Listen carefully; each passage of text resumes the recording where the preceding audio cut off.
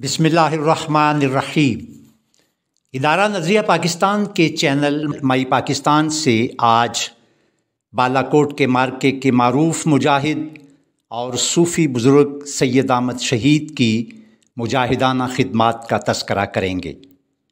آپ 28 نومبر 1786 اود کے قصبہ رائے بریلی میں پیدا ہوئے۔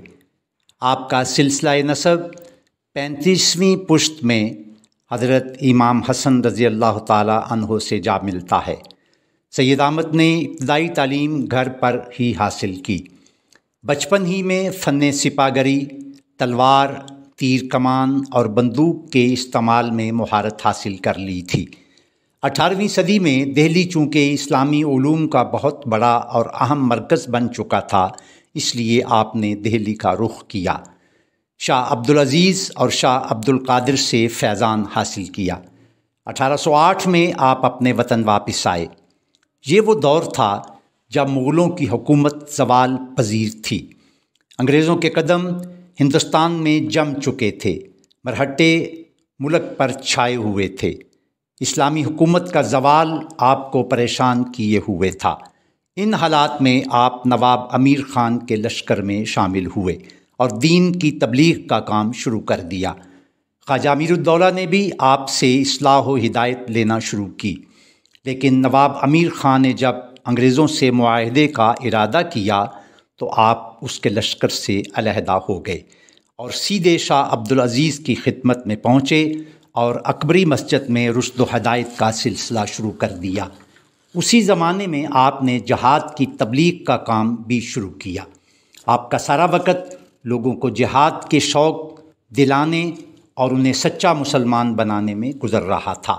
آپ کا خیال تھا کہ ہندوستان سے ہجرت کر کے کسی ایسے مقام پر چلے جائیں جہاں آزادی سے مسلمانوں کو جہاد کے لیے تیار کر سکیں۔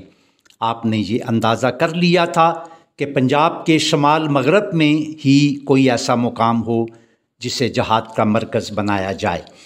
جب مجاہدین کی ایک بڑی جماعت تیار ہو گئی تو آپ پشاور چلے گئے۔ نومبر 1826 میں آپ چارسدہ اور پھر نوشہرہ پہنچے۔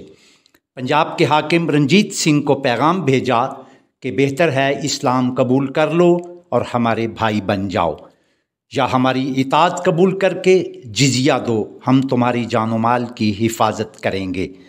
اگر یہ بھی منظور نہیں تو جنگ کے لیے تیار ہو جاؤ۔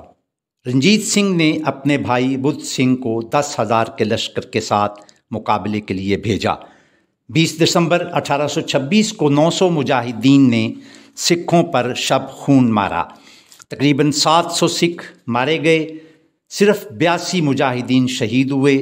سکھ لشکر میدان جنگ چھوڑ کر بھاگ نکلا۔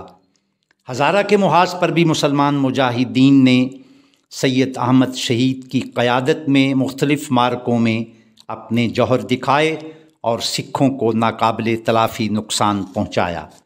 سید احمد شہید سکھوں سے جہاد کرتے ہوئے بالا کوٹ کے مقام پر پہنچ گئے تھے۔ ادھر شیر سنگھ مجاہدین کے قافلے کو روکنے کے لیے گڑھی حبیب اللہ کے قریب پہنچ گیا۔ شیر سنگھ کی فوج کے مقابلے کے لیے سید احمد شہید نے فوراً دفاعی مورچے بنا لیے۔ ان کا خیال تھا کہ اگر اس لڑائی میں وہ کامیاب ہوئے تو انشاءاللہ دریائے جہلم سے کشمیر تک مجاہدین کا قبضہ ہو جائے گا، لیکن مجاہدین کی جماعت میں بے شمار لوگ باقاعدہ طور پر جنگی حکمت عملی اور لڑائی کے نشیب و فراز سے واقف نہیں تھے۔ لیکن اس کے باوجود آپ اور آپ کے رفقا مجاہدین نے متعدد مقامات پر جمع مردی اور جرأت و استقلال کی بے شمار مثالیں قائم کیں۔